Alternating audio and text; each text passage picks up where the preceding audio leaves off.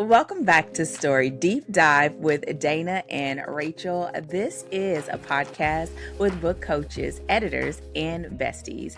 We discuss books not as readers, but as writers to draw inspiration from great books and lots of laughs. And you are joining us as we go into our final episode of our discussion around Sharp Objects by Gillian Flynn. Y'all, I'm hanging on by a thread. I'm about to butcher the name, butcher the book, but I'm telling you, I know what I'm talking about. Okay. So, this is our fourth episode, and we're going to talk about our editor's takeaways.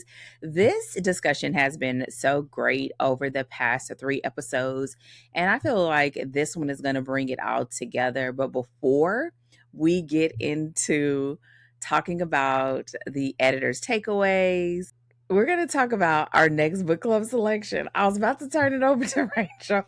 Y'all, listen. For it. I was like, I could see it in your eyes that you wanted to say, Rachel, what do you have going on over at Story Cipher? But I was watching you actively resist it and think about what am I supposed to say instead. I watched it happen. Listen, okay, y'all, this is going to start off with a story time. What had happened was, okay, listen. So, our next book selection is Broken Harbor by Catherine Cowles. And here is the catch. We don't know what's going to happen. We, as in, I don't know. I picked the book, but I haven't finished reading the book. Let me tell you what happened. Okay. Explain yourself to the people, Dana. What happened was, this is the first time this has ever happened. Okay. However, I started reading this book and I was like, oh my goodness, this book is so good. I hope that the end is as good as the beginning. This is the only thing that I'm hoping because y'all know Rachel has particular standards. So, That's such a nice way of putting it. It's the truth. So, why did I pick this book? First of all, I'm yearning for some romance books. However, this book is a little bit different. And even as I think about it right now, there's some aspects of it that sort of double click on what we've been talking about for the past few episodes.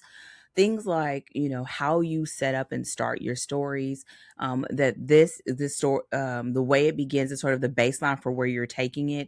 And this is technically considered, I think technically it's kind of considered a romantic suspense, like a hockey romance. Hockey romances were really huge, and I don't know why hockey was, but it was. The opening of this book kind of floored me. Like I was reading, because I back up one more step. So whenever we go out for my birthday, we usually spend the day out. We go do stuff. We go to shops. We go to quilt shops. We go to hobby shops because I have hobbies. And so my husband takes me out to do hobbies. We go eat. And of course, it means we have to go to the bookstore. We go to Barnes and Noble. My husband finds a chair, and I know exactly where he is until I finish going around and perusing. So I went to the sections. I wanted to go through the aisles, and I was looking for something or an author or books that probably wouldn't naturally cross my path. So of course I'm looking at covers. I wanted to try to get something by an author of color. I wanted to maybe get something that was really like truly romantic suspense. And I found a couple of other books. I even wanted to look like for a sweet romance. Like I had some like categories I was sort of shooting for. And then so I pick up this book, and when you see the cover looks like somewhere like country, like I don't know, like Alaska. I don't know. It just looks like trees and stuff. I was not expecting that when you read the prologue that there would be like it would be a very intense scene. So I didn't read it. I just read the description. I thought it looked good. I got the book. So a few weeks later, I'm at a meeting. I'm at a doctor's appointment. I'm waiting in the waiting room for somebody because I was just there to support. And I'm reading a book, and I'm reading it all. Sitting in the waiting room, Yes, everybody's like, listen, I'm in Houston, so when you are in the like in the medical center in the cancer district, baby, it's all kind of people. So it's all economic status. It's probably I look crazy, y'all, because I'm just like, and of course doing what highlight, tabby. 'Cause I was like, so I'll have what she's having. listen, I look crazy, but I couldn't stop. You know how when you're reading and you realize your mouth is hanging open, and I keep telling Dana, close your mouth, Dana, close your mouth.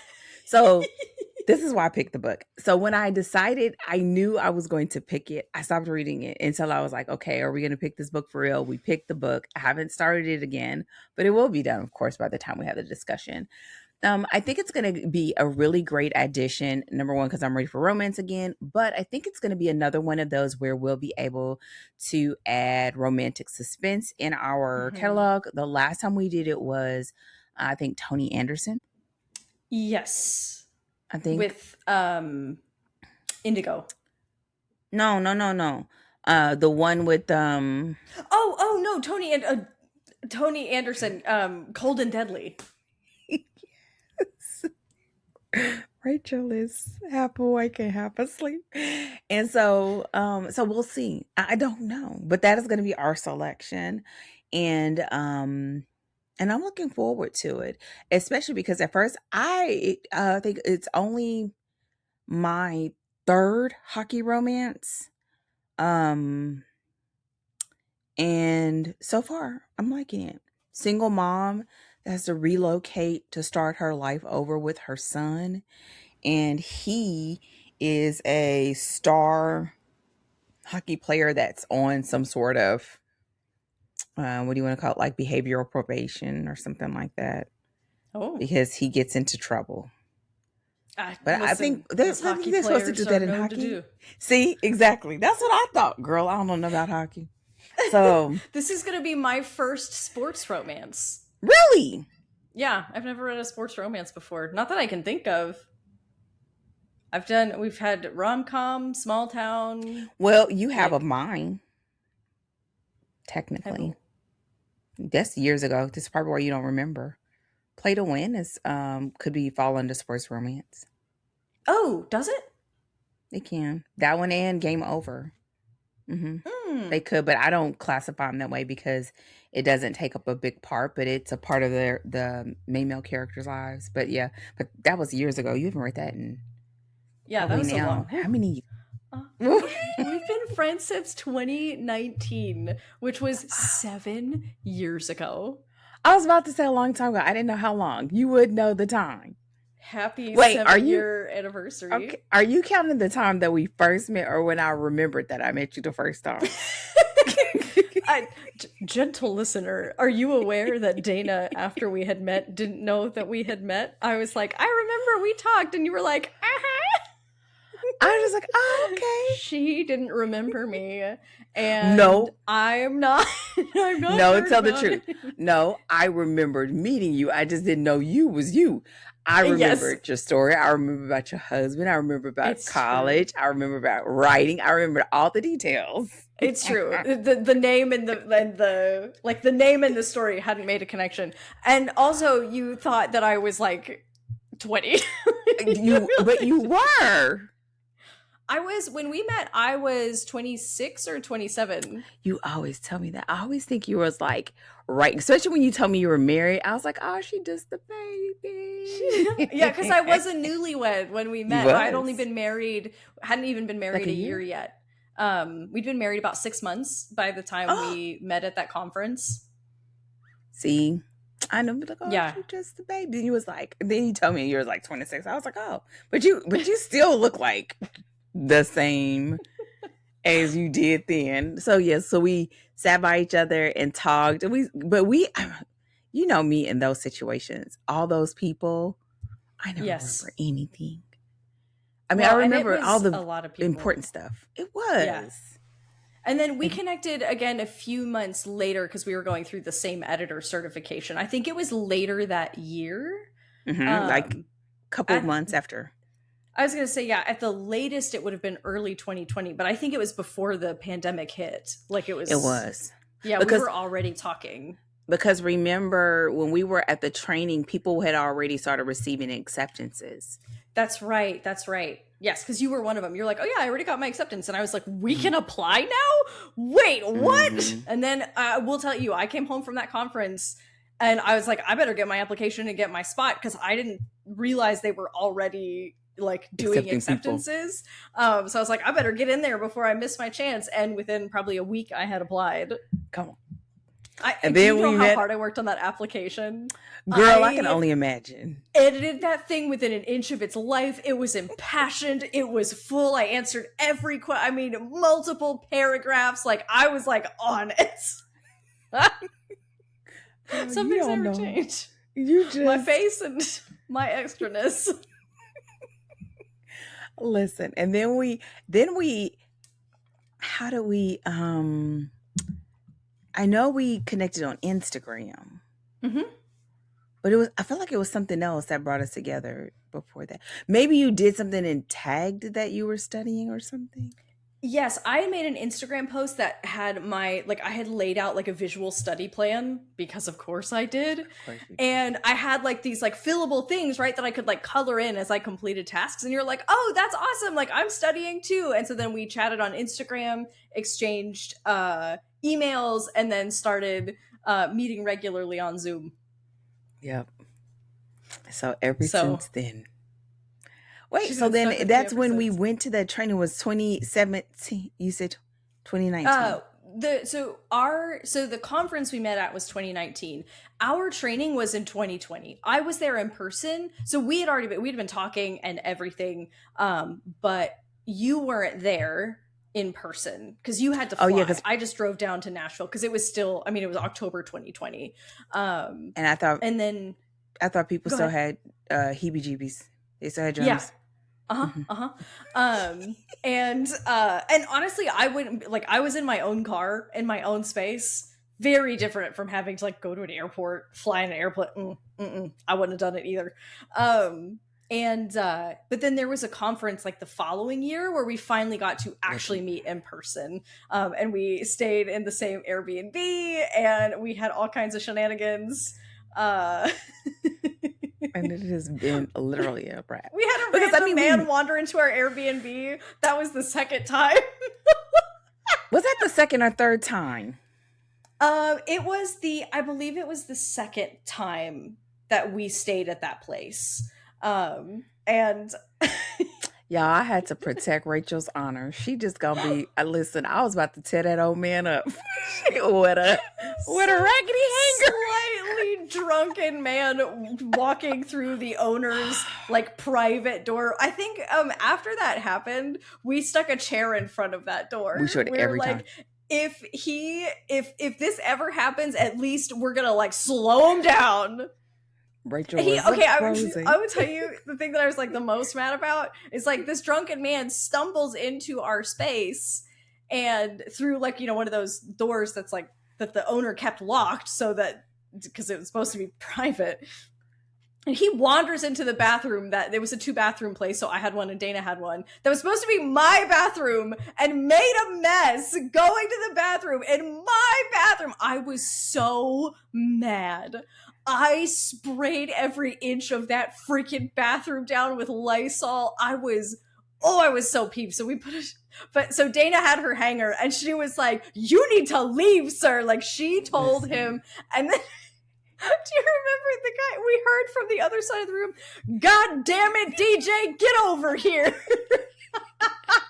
Yeah, it was like we left at you could tell it was an honest mistake. Basically, yes. Like the Airbnb was joined to their main residence, and I guess if they don't have people in there, people will use that second bathroom on that first floor. We wasn't on the floor, but still. Yeah, listen, I was about to tear that old man up, drunk and all. Dude, you were so ready to kick it. Sorry, Rachel was like this. I'd be like, He'd be like, oh man. I froze I'm so hard. Dana was just yelling at this man. She was like, "You need to leave. You do not like we are guests here." Like Dana was like telling him how it was, and I was literally just sitting there like an idiot. Like I was so stunned that it had even had like I was my brain could not process and I'm the all like, information listen, that if was you're gonna be coming at me. frozen, stand behind me, okay? Please Listen, get out of the way. girl. The poor man, I think he was more shocked than we were. He was so stunned. That's how He you was could like, just "Oh see it no." was just like an honest mistake, but I still had to tell. I was like, Yep. you need to get up Oh out of man. here. Yeah. We're gonna have some That poor problems. and the poor owner was like, "Oh my god!" Like he sent me the most apologetic message. He was like, "I am so sorry." Like this, he was so mad at the guy. Oh my god! It's in the moment it was shocking and confusing, but then once the whole story had played out, it became impossibly funny. So I'm like, Rachel, anyway. you gonna do is listen, you just gonna stay here and be cute. Stand over there, ma'am. Listen, I'm about to swing this hanger like a sword. Girl, I don't know what I'm about to do with a hanger. I'm gonna figure it out. I'm gonna You know figure it what we out. have on hand. I will say, okay, again, listener, this was many years ago. I was a different woman. I was younger Come on. then. I was not as worldly of a woman. I've been Uh-uh. lifting weights, okay? Come on. So I think that I would be more equipped to handle the situation. I hope it never happens again because it was deeply unsettling in the moment. However, I feel like I'm older, I'm wiser, I take a little bit less BS, not a lot less. We're still working on it, but a little less. And I've been lifting weights, so next time I will whatever those like WWE wrestlers do, where like pick them up, they like spin 'em around. Girl, lies you tell. Lies That's you me.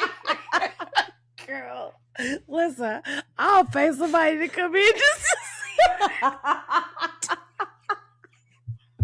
I just want to see Rachel do that trick. Miss, I've been lifting weights. Girl, lift them. Shoot. Never mind that the weights I'm working with are 15 pounds, and I'm like, girl, I wasn't gonna ask you how many, girl, because I know you in them arms and them thighs. I know.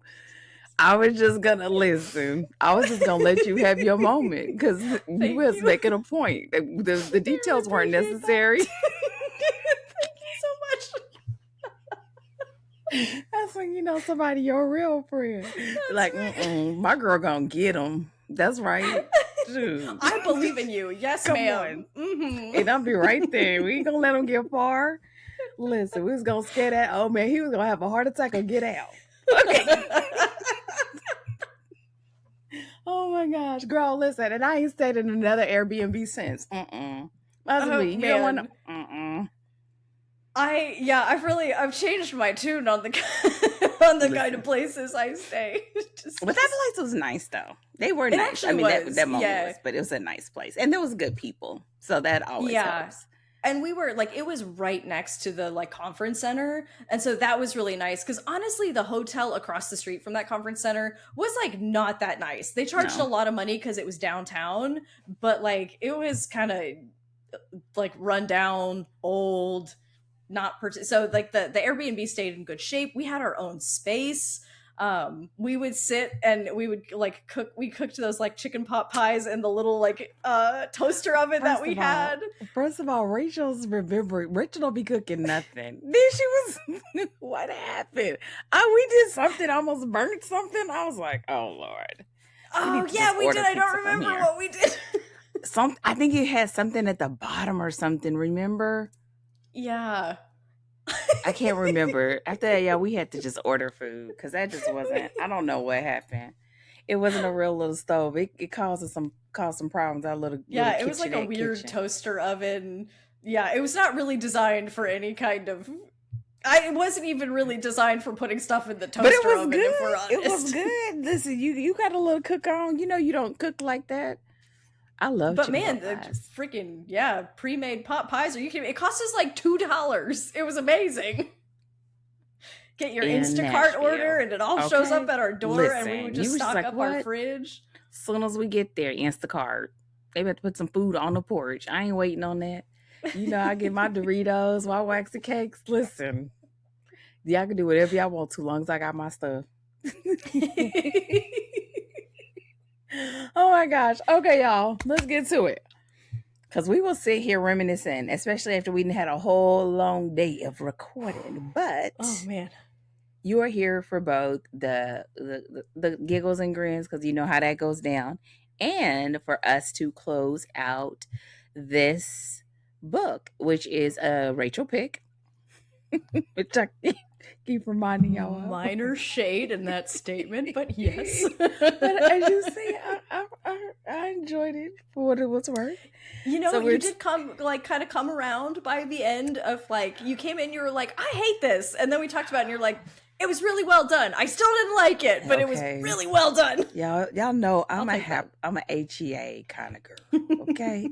Listen, this is what I just kept staring at the book like, why do people read this? I just couldn't understand. Okay. Shaking the book. Why would you do this to me? Why? You got all my money. Give my money back. But it's all good. It's all good. Okay. So before we get into talking about the editor's takeaways, Rachel's going to give us our caveat, and then she's going to give us the summary before we dive into today's discussion. Yes, Take it away, ma'am. Rachel. So quick caveat, which we've done every episode. But if this is your first time coming in, I just want to let you know that this novel goes into some really heavy themes that could be triggering if you have content sensitivities. And so if that's a concern that you have, make sure you check out something like the trigger warning database before you read this book, because it does deal with some heavy and difficult themes. So take care of yourself, make sure that you're staying safe. So I want to give you like a heads up if you were thinking about reading this book.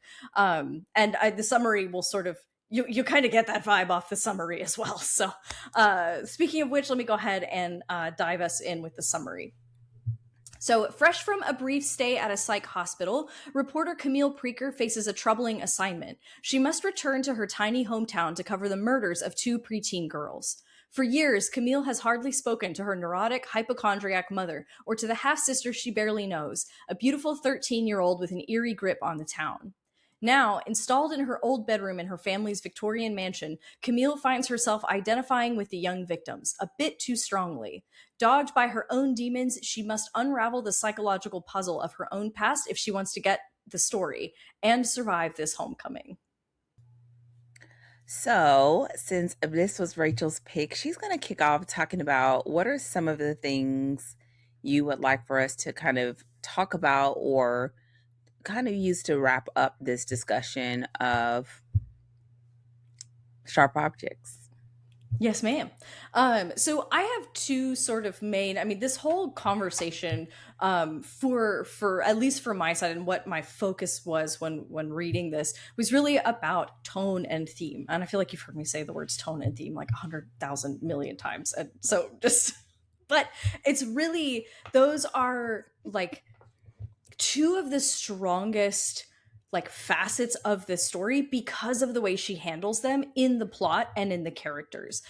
So I want to just talk a little bit about how you use your plot to explore your theme while still maintaining the genre contract that you make with your readers, as well as using theme and even tone as well to shape your cast, because those your cast is really contributing to the expression of your theme, and then the way that tone kind of sits almost over all of it, shaping so many of those decisions, right? And how much you sort of calibrate that story to how far you go and how much you show. And that's really, really in play here. So those are my kind of like, I would say probably two overarching discussions that I'd like to kind of wrap us up with. What do you have on your list there, Dana?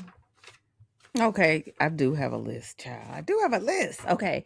But I think the first part kind of piggybacks, which we'll talk about when you are talking about the theme. I think it was a part of that for me, for the theme and tone, was the fact that there was that there was cohesive between the theme and the atmosphere. Like all of those choices that she made really paid off.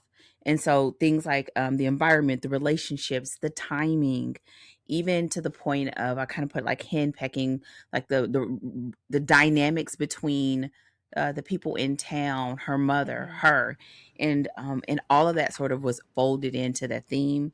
I also have the fact that in the beginning I felt like the tone substituted for some of those details because she nailed it. What that turned into is like we were essentially given grace for her to let her cook, right? Let those Mm-hmm. details come to her. Let our the details about Camille come to us. And what happened is she really began to sort of go from this, this consistent hum to a simmer to it was boiling, right? And part of that was because of her nailing that in the beginning, that we sort of was giving her what I call later a creative runway. And I'll talk about Mm-hmm. that in just a second. The third thing that I want to talk about is that part of these decisions also helped so that because she handled uncomfortable material really well with Mm-hmm. precision. She was really intentional, and that was kind of the part that I didn't like, but I could appreciate. Yeah. Mainly because I mean, anytime you're doing stuff with kids, little girls, it's just like okay. Mm-hmm. But listen, y'all, that was her base, and she took off from there, and so we see that in this story. And the part that I said earlier about that creative runway, which I could marry with the other, is that part of this in the beginning, because her setup was the way that she did, it sort of made it so that there was this snowball effect as we moved through the rest of that story. Where when you got to listen, I'm gonna speak for myself. I'm not gonna say you, but there is this part where I was like, "What's that song? Should I stay or should I go?" I was I was just like, what is this? I couldn't, my notes literally was like WTF. Like I did not know what was going on. I mean, I knew what was going on, but I just was like, oh my goodness. However, she managed to have you in this point of tension, of curiosity, and almost like longing. I can't think of another word right now because my brain is tired, but it was like you are so curious about what happens to Camille, Yeah. that you are just longing for any detail that she can give you to make it make sense. Mm-hmm. And because she was a an expert at the way she sort of dripped that out, you just had to wait. And so I think I'm saying four different things, but they build on each other. And I think there is Yeah. something really strong about them individually. So the fact that you are having it all in one story, it's almost like this powerhouse of a moment. And Mm-hmm. so, yes. So, with that said, let's go ahead and sort of rewind it just a little bit, and let's talk about the cast through theme. Is that Yeah. what you said? The way you worded it? Yeah, or yes, actually, yeah, developing your cast through theme. So, Yeah.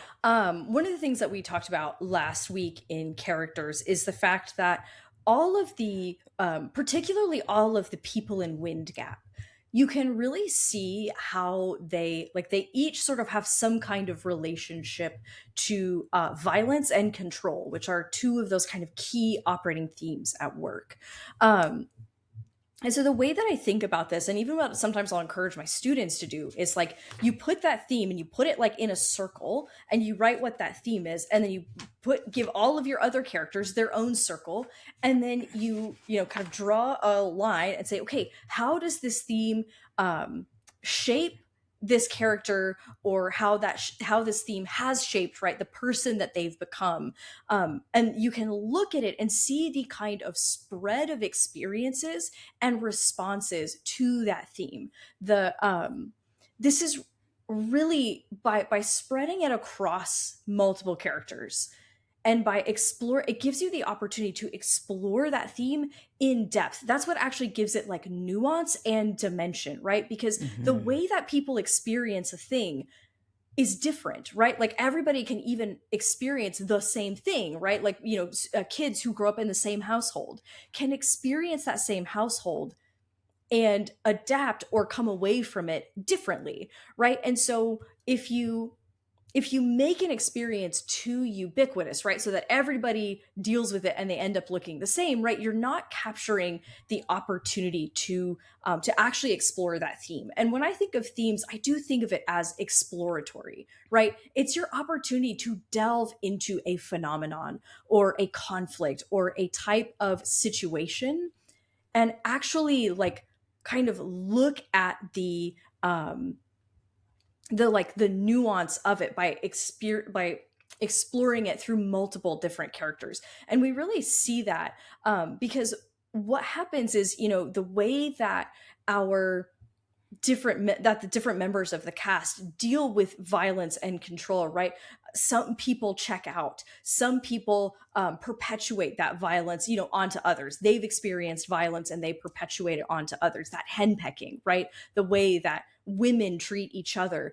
Some people turn into themselves, and that's how they deal with the violence, where they sort of perpetrate violence against themselves. And so it gives you the opportunity to really be deeply intentional about the way that you actually develop your cast, right? So that Mm. everyone in your cast is adding something to what it is you're exploring. So no one feels tangential or like, and then also there's this guy who's over here. He's also here, right? But actually letting each member of the cast like kind of pull their weight in exploring and communicating what it is that you're looking to do in the story. Mm. This goes right into sort of my thing. I think they bump together nicely, which is because of having that. This is what you use as your lens for making choices. One of the things as you were talking about that, when you think about the cast, there were a lot of characters in this story, but it didn't Mhm. feel like a lot like when we dealt with Knock 'em Out, or a lot Yeah. like when we read Fourth Wing, right? It's almost as if they were homogenous until they weren't, Mhm. right? Because it sort of was tinted and tainted by Camille's experience. And this, Yeah. again, came from the way that they were written. And so whether it was that location, the weather, the architecture, the relationships between each other. Y'all, I low key realized today how much I liked Jackie. Baby, I think she was like the drunk tipsy and intoxicated on medical substances. I don't know, pharmaceuticals. Um but was speaking truth almost to the point where people weren't listening because they knew. And so these are the sort of things that sort of brings color to this world that felt almost gray in your mind, right? Mhm. And so having that in place and then having all of those come together, it's almost like you get like that 1-2 punch. It's sort of working together, and it's sort of pushing everything else. And the fact that she folds in that mystery, and the fact that she is folding in this journey that Camille is on, whether she wants to be on it or not, because essentially Yeah. she doesn't. She's just trying to get a job done. And so we see that. And I find that um this is probably one of the strongest books that we've read when it comes to theme Yeah. this year. I would say this year, Mhm. because I'm not going to say across all, but I think it's one of the strongest. So definitely. So you first you talked about with the cast, and so you also wanted to sort of tie that into the plot, and I sort of hinted at it, but let's talk a little bit about that as well. Yeah, there's something that you said during the plot episode, which I think is kind of really useful here. And it's the fact, now I'm going to butcher it because that was many hours ago, but Yeah. you basically said, like, nobody's showing up to your story for your soapbox, right? Like, we don't come to fiction to be like, you know what I would like to do is have someone didactically tell me what I ought to think about a thing. We go to nonfiction for that, right? We literally are like, we go to nonfiction because we're like, tell me what you think about this thing. I would like your information, please. In fiction, we come for stories. We come to experience narrative. And so when you have a strong theme that you want to explore, one of the best ways that you can do that is using your plot. And again, we've already talked about how characters contribute to that. But using your plot as like I don't want to say as a vehicle because that still makes it sound like the plot is secondary and you're just using it to carry the theme. But like, plot is your opportunity to communicate the theme so that the audience doesn't isn't told what you think, but experiences that theme for themselves, right? Because what you want them to have is their own experience with whatever it is that you're looking to communicate and explore. And so, for a story like this, where we're looking at the forms that violence takes, a crime story is an amazing way to do this, right? Because violence is baked into the genre. But because you are operating inside of a genre, you do make basically like a genre contract, right, with your reader. And this is such an amazing example of keeping, like, upholding your genre contract and then using the actual contents of the story itself to illuminate that theme. So, right, the bodies that get discovered that are the center of the investigation are saying something about the theme. The investigation that Camille goes on, first of all, puts her in contact, right, with all of these characters who are sort of different reflections of the theme.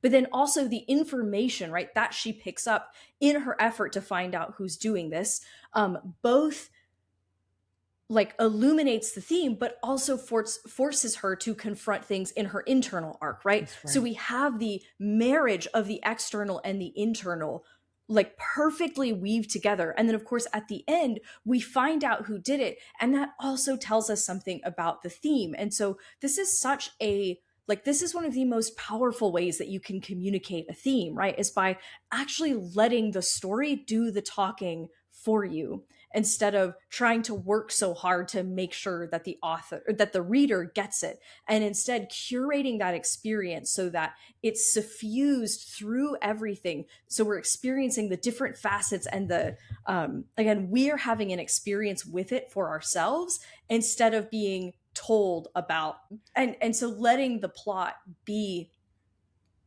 the way that you explore that theme through what you actually put into the plot, right? Gives you those opportunities to explore that in meaningful ways. Yeah, and hearing you say that, I think it can kind of, if you've never done it, sound like you're kind of chicken and egg, like it's going in a circle a little bit. But I think what really helps in this story is that every time she's bumping into additional information that's going towards this investigation, it is disrupting her personal constitution. Right? It's shaking something on the inside of her, and she has no choice but to do something about it. And when she chooses to try to ignore it, it becomes this sort of um, constant sort of spiraling that she does, reaching for alcohol, reaching for different things, which is what leads here. So I think seeing her do that in this story helps you to see this sort of tandemness going on right in front of you, and it's really clear, right, when Mm-hmm. she's doing things and then she starts spiraling, thinking about, well, when I was a kid, Mm-hmm. or when Adora did this or whatever, right? And that's where we start seeing them sort of moving together. The closer she's getting to this thing that is supposed to be great for her professional life, the more she is going to the depths of the deepest darkness that she has experienced, even more than she realizes in her innards and in her personal life, right? Because of this case, in this story. And so what it make, like you talking about this, the way that I was seeing this also was a little bit on the flip side, because because she does this so well in the beginning, I have that, um that those choices and that tone and that being rock solid the way that it was, it substituted for a lot of details that we just didn't quite get yet, that Mm-hmm. she was able to sort of open some of those loops about Camille that made Yeah. us curious about her as a person, not just as a professional, not just about why her boss would want her to cover this story, why she left this location, why she hasn't been in contact with her family, why she didn't even recognize her own sister Mm-hmm. when they Yeah. cross paths. You know what I mean? And you start asking all these questions. It's like, wait a minute, am I the only one noticing? Are we not just gonna talk about it? Right? And she's just like, hold my beer. Well, probably not my beer, but you know what I'm saying. And but because she did such a great job of establishing that tone and this sort of eeriness in the beginning, it bought her time and it gave her the room to be able to build the story. And I really, really liked that. Yeah. Well, and I just want to like highlight as well. I think you mentioned this in plot, um, but this is also like such a case study in the importance of those first chapters to Yeah, establish tone and absolutely. expectations, right? Like, this book lets you know upfront exactly. You don't know the specifics of where we're going, but again, we know that this is the floor. If you are already, you read that first chapter and you read about getting to Wind Gap and staying in a motel, that is going to like tell you everything you need to know about the ride you're about to go on. That's right. And it's such a great lesson in first chapters. If you read that chapter and you're like, that this is giving me the creeps, do put the book down. Don't keep reading because it's only getting worse from here. And so if you're looking for again, if you're comfortable reading this book, and you're looking for kind of like a an object lesson in how you establish, like how a first chapter establishes that, this is such a good example of that because it sets up the promise, right? It gives us the inciting incident, and it also is like the all of that tonal stuff is baked in so that you know whether or not this book is for you. I would say that, and also what you would want to do anyway, but why it's so important here is it gives you a sort of sample of how dark this could get, right? Like, and I think that for me personally, that is so important because this is normally in a romance, it sort of is telling you the degree of what to expect, how steamy it's going to be, what to expect, the themes or whatever. Here it's doing that, but you already sort of know that you have this murder of this young girl, but then you also start seeing these questions around Camille and Camille's relationships. So we know up front that these two things are driving this story, and the fact that it's young girls and all these different things, I think that already lets you know that this is not your regular like cozy murder mystery, right? It's not it at all. And being able to establish that immediately, and the duality of this, somewhat like when we talked about before, when we talked about Fourth Wing, but that duality of this, it is helpful for you to make the decision that you want as a reader, but it also sort of establishes that reader writer contract. And you're like, okay, I like how you did this. You're placing your trust in that Mm-hmm. writer's storytelling ability. And what she does with it, y'all probably have said a million times how much I had problems with the story.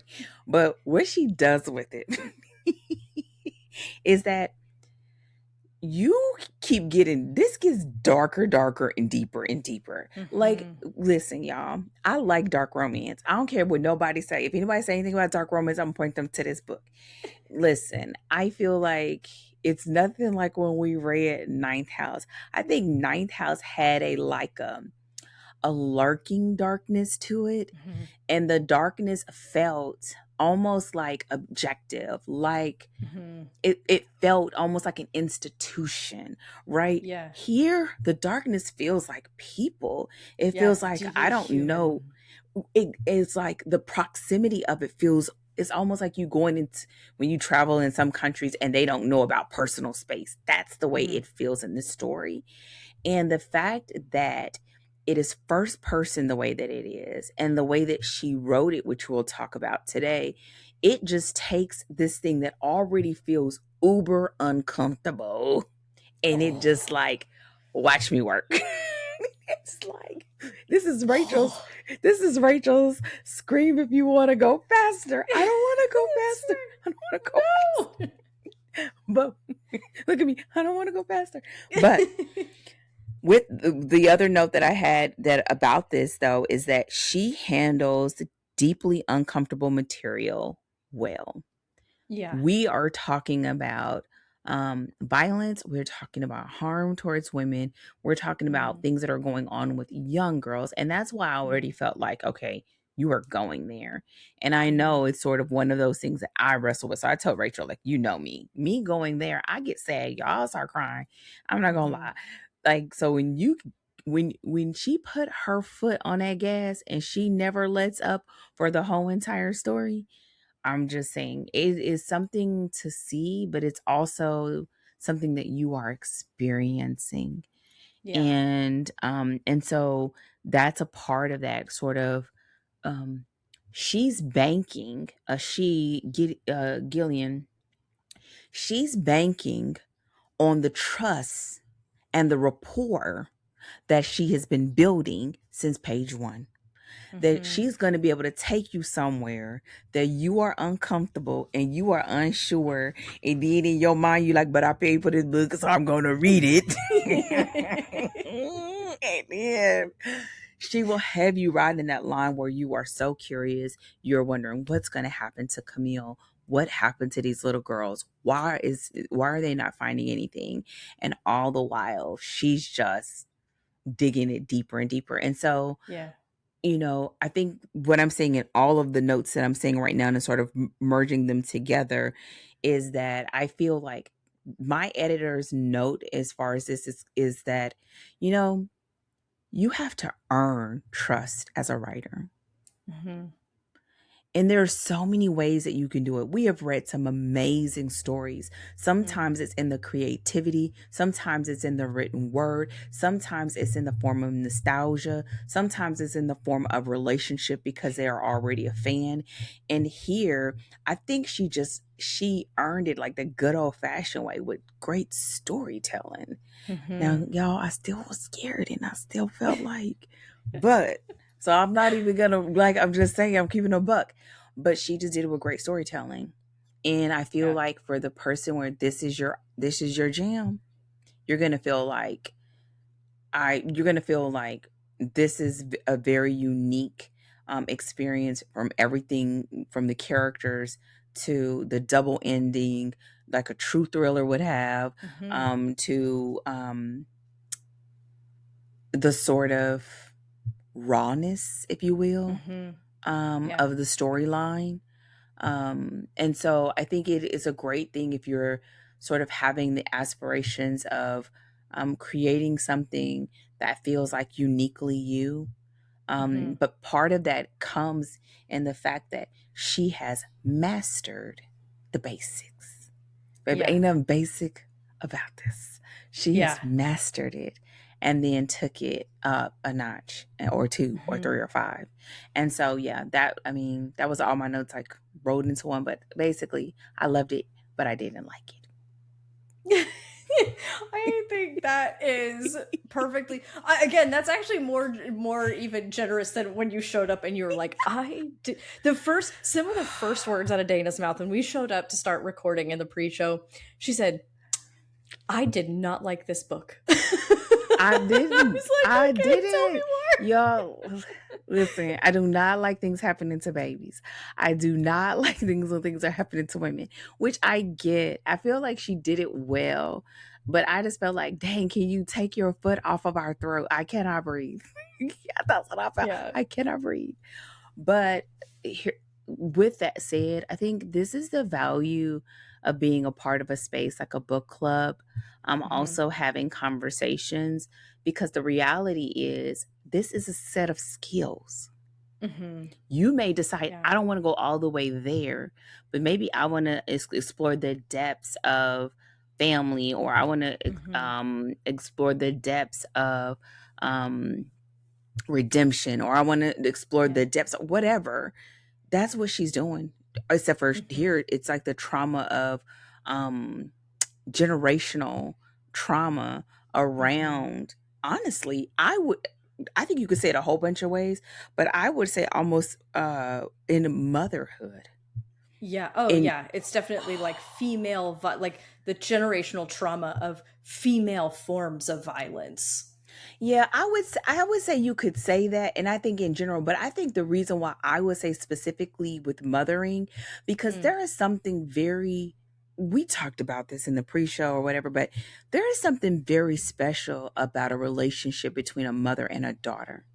Hmm. And when you talk about the breakdown of that, that's not Yeah. just about a woman, right? Yeah. If you were, I mean, it is a woman in general, and you were Right. talking about Camille's womanhood that was affected by that relationship. Hmm. But when you talk about the fact that I can't remember what the grandmother's name was, Joya. yeah, Joya, then you Adora, then you have Camille, then you have Amma. Hmm. Like, what you're talking about is the breakdown in the parental relationship between the mother and the daughter. And I think Yeah. that is something that is usual, that is very rarely tempered with, that Hmm. I can even Yeah. remember ever. Now, I'm not saying no one has ever done it, but I think Yeah. there's something very unique about that. And the fact that you Hmm. begin to explore that around violence in general, and Yeah. as that sort of, which we'll talk about in plot, where that sort of you start zeroing in, and then you kind of get to Camille, Yeah. and you realize like it's not just about harm being done to these young ladies or women in general,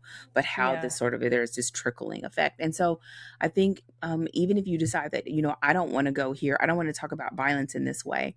I mean, when we gave an example of like, things we never got over and knock them out, that was about, exploring, well, part of the theme was, exploring the effects of children when you have, parents with addictions, Hmm.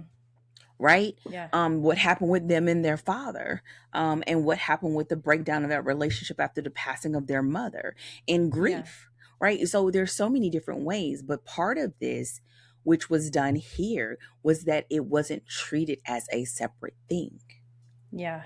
It was the same thing, because Hmm. they kept sort of bumping into each other, as Yeah. she was going along. So again, I think that's the part of where, reading something. I feel like I say this every time you pick a book, read it outside of your comfort zone. I'm actually just here as the resident No. like comfort zone breaker. Like that's actually that's my role on the podcast is like I bring the weird stuff that makes everybody uncomfortable. I feel like we gonna be fired. Like, no, I'm okay with being in my comfort zone. But yeah, so I think that that's what it is. I think talking about that particular, um those particular relationships, and the fact that I guess in the back, I would have called it like taboo a little bit, but Hmm. um I think it goes beyond that because of the adjacent crimes and things that are Hmm. happening in the story, and the way that they absorbed that violence and chose Hmm. to act out as individuals. And I think Yeah. that is where that woman violence, but I think that is more Yeah. so about, um, how they took it in, and then how they acted out from that place Yeah. of hurt and harm. Yeah.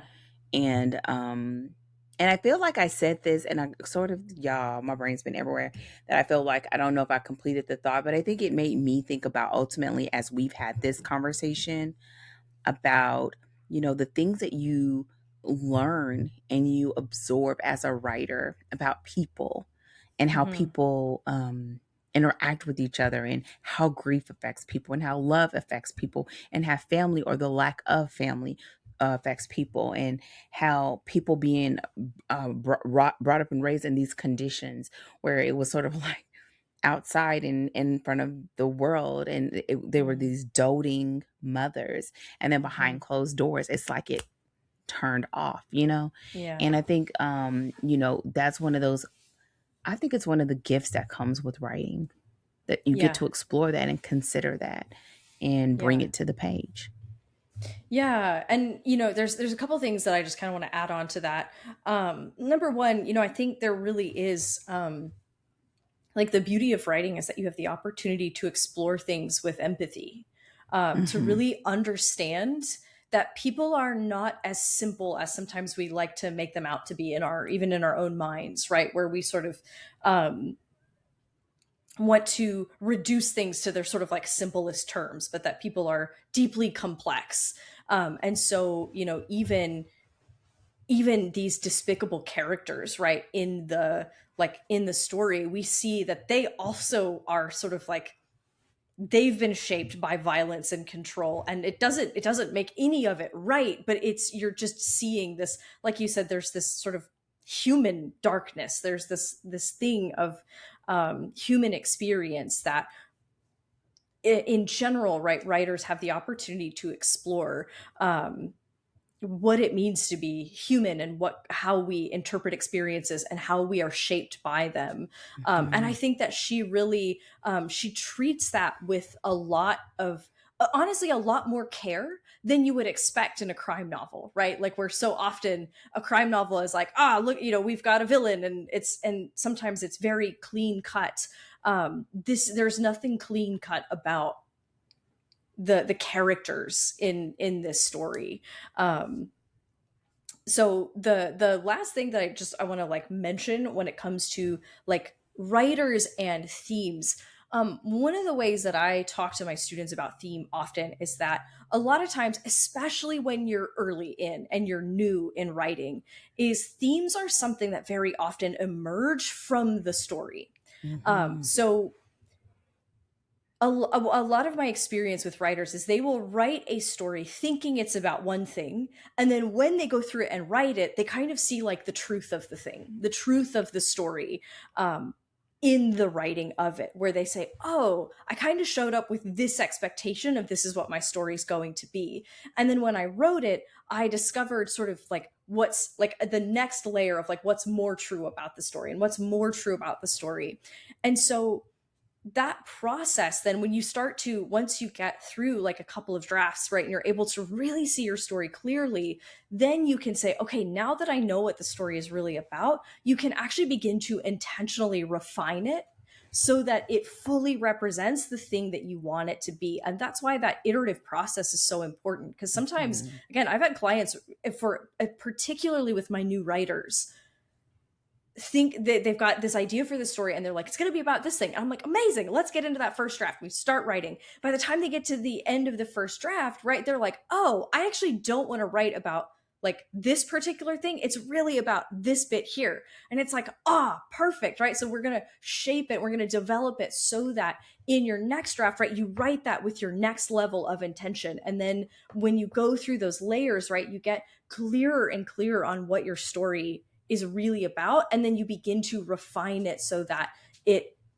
like fully represents that thing that you want it to be. And so not putting all the pressure on like the theme to like try to like to feel like you have to stuff it onto the story. Like what is the story inviting, right? Like once you've written it, like what is the story actually inviting you to talk about and to say and to explore, and letting that let it be sort of like a mutual kind of like emergence from the story and from you, and let those things come together and sort of marry in the middle. Yeah, I agree. I'm always reminding students that most of the time your first draft is the obvious picks of everything. Hmm. It's really not. You think it's great because you thought of it, and some Yeah. level of it is. But what happens is, as you go through that process and you are getting to know it, and you're getting to know yourself in that space, and you're getting to Hmm. know those characters, you can begin to sort of pick and pull and see what levers can be pulled and sort of utilize. And I would agree. I think there is some meeting in the middle, and I also feel like there are a lot of times where I'm sure some aspect of this has been there the entire time, but Hmm. how um the depths in which it permeated everything, sort of like coated everything, probably was nowhere near where it ended. And that's just the magic, if you will, of editing and clarity. Um, was there any other notes that we did not cover that you want to make sure that we talk about before we close out this conversation around sharp objects?